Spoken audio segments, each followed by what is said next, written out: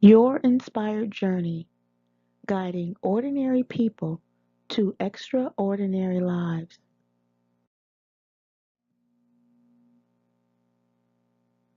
Cultivating the soil. These are lessons for the journey, tools for successful interactions. This is step 3, being judgment free, with your personal change coach, Hetheru. What is cultivating the soil?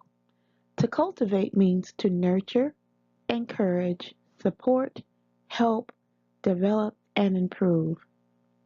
Cultivating takes effort and time. The soil is the soul of a person, and both need I and you to go and grow.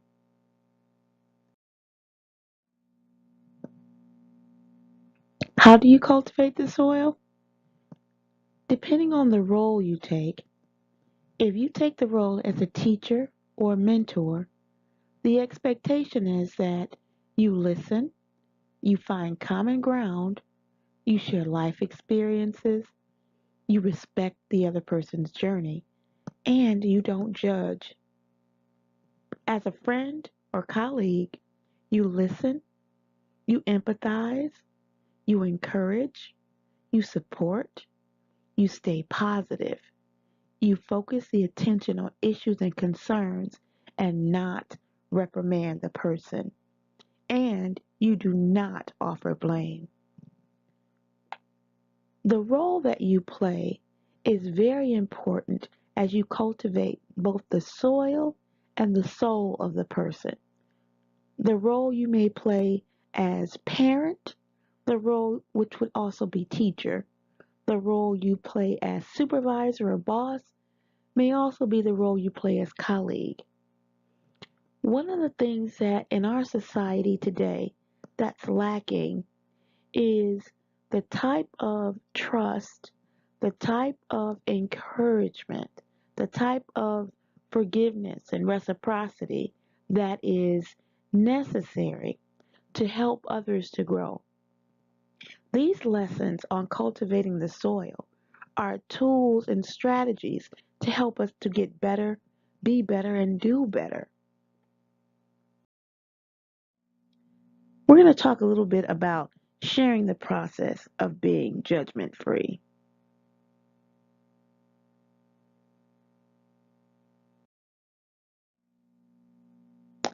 Consider that when we judge, we often place an imaginary sense of value on what a person says or does.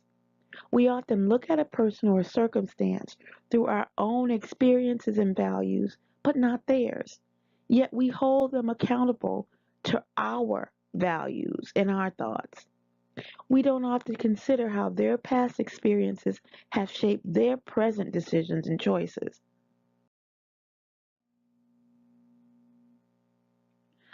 This is a strategy that I want to share with you on how to avoid or check yourself.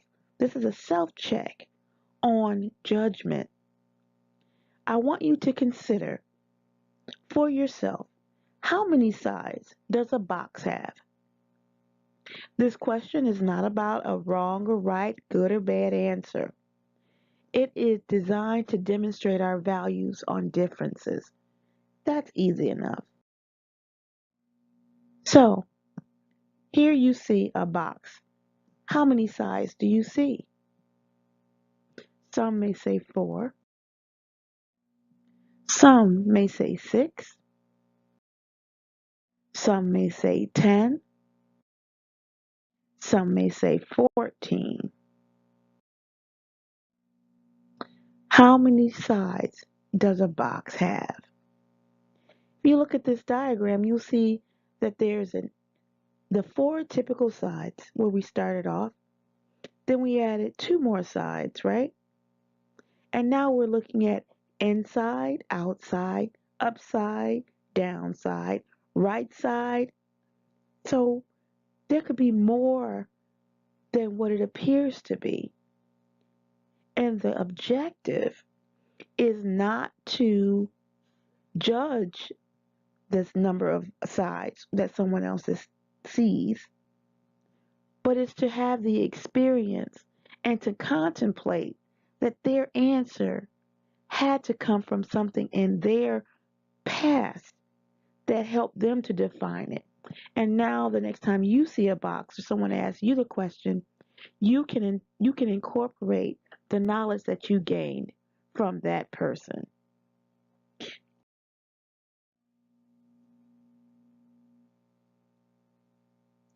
The number of sides a box has is based on our past experiences.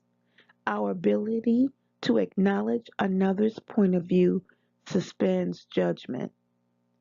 Judgment makes a decision or action right, wrong, good, or bad.